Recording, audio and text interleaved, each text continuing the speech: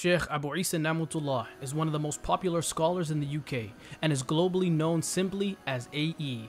He combines experience, knowledge, and a modern understanding, an application which is unique and utterly relevant. Born in London, England, he tracks his roots to the northwest frontier in Pakistan.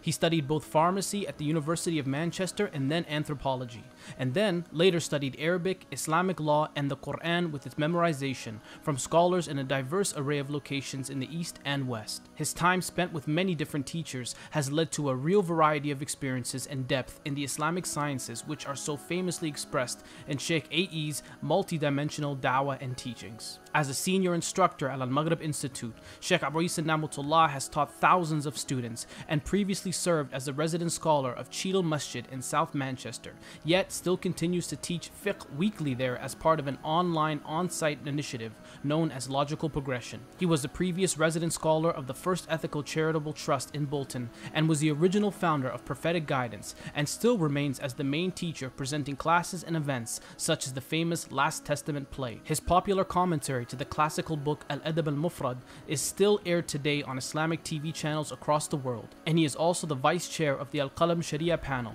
the UK's premier fatwa body for legal and financial concerns.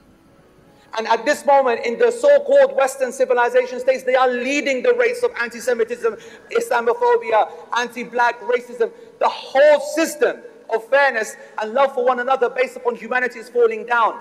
And don't just think it's a Western kafir thing. The Muslims, mashallah, got plenty of game in this. Ask the Asians in the Arab lands and you tell them what they think of racism. Ask black folks in any Asian land. Ask them whether they think racism exists in the Muslim community.